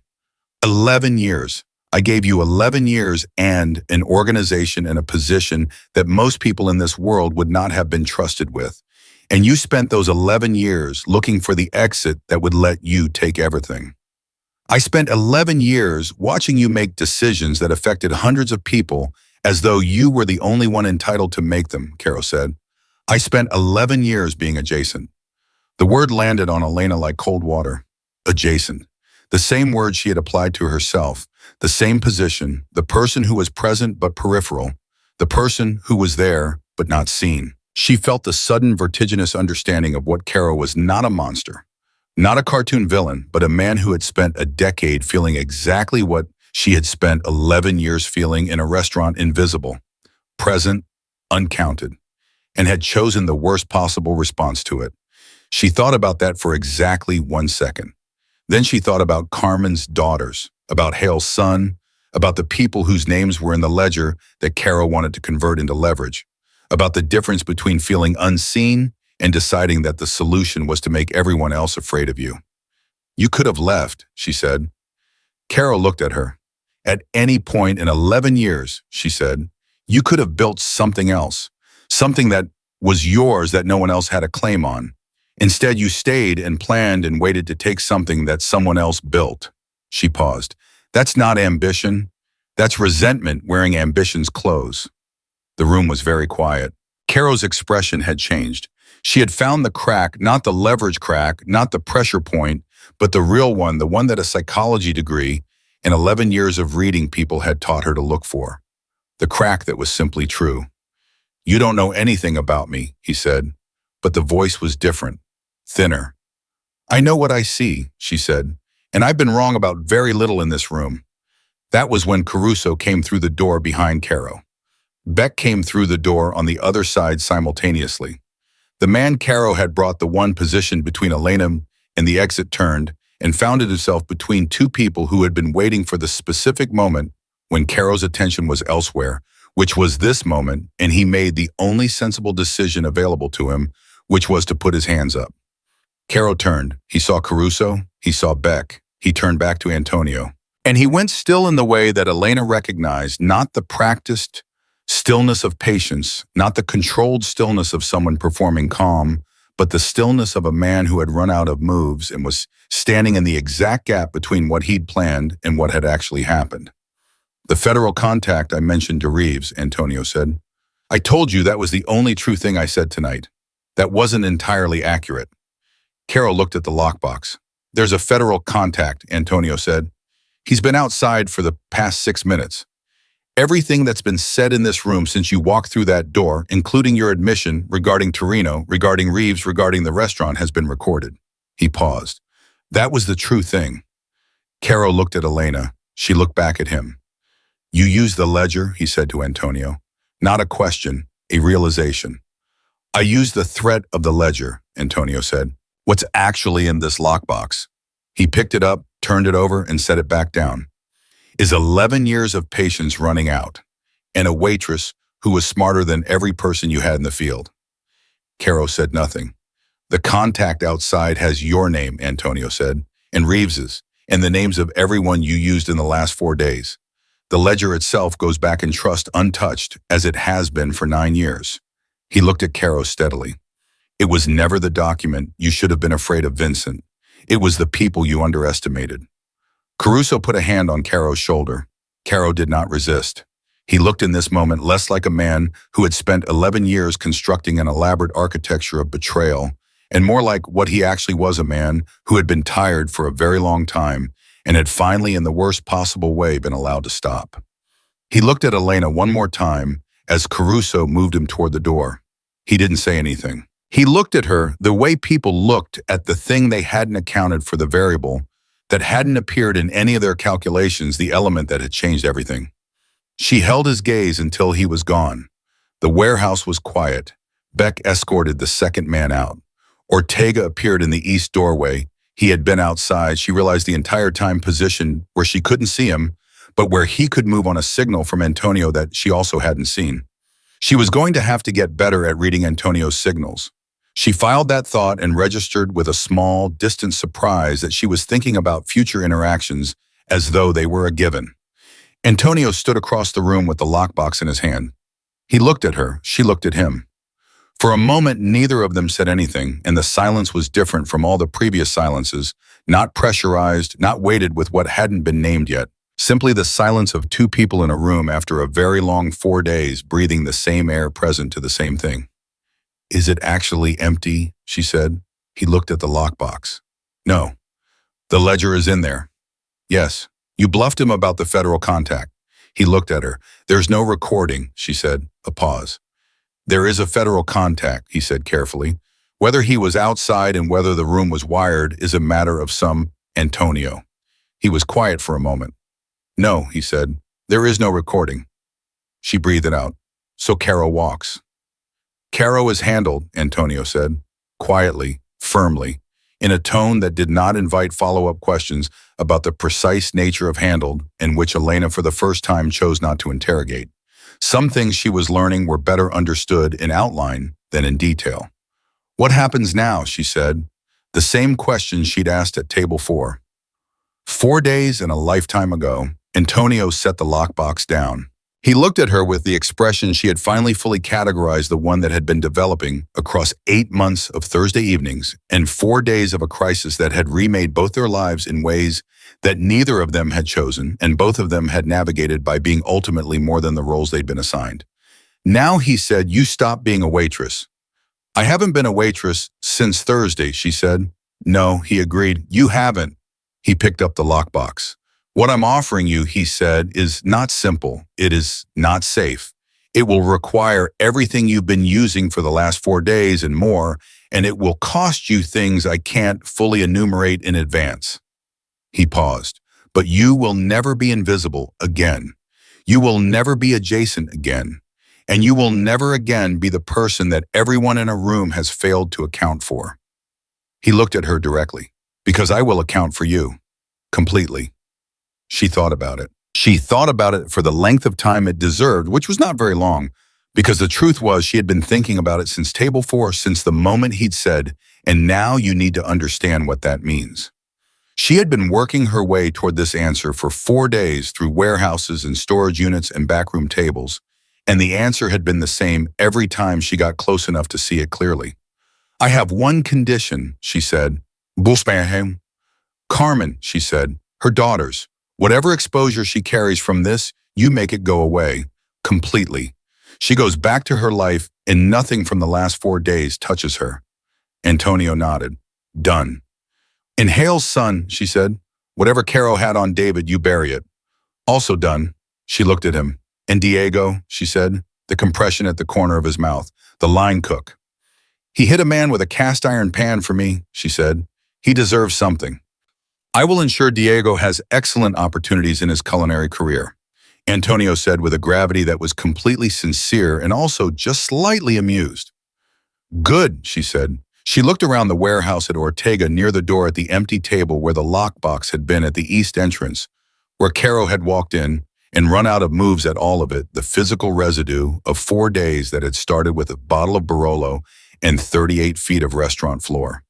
All right, she said. All right, he said. I'm in, she said. She said it simply, without performance, without fear, or rather with fear underneath and clarity on top, which was how she had said everything important for the last 4 days, and which was she was beginning to understand the most accurate description of who she actually was. Antonio Bandini looked at Elena Vasquez, the woman who had leaned over a wine glass and changed both their lives with 4 whispered words, who had hit a man with a crock and walked back into the room anyway, who had talked a stranger into stepping aside in a storage unit and outthought a man who had spent 11 years building the infrastructure of his own ambition, and he said quietly and without ceremony the thing that was simply true.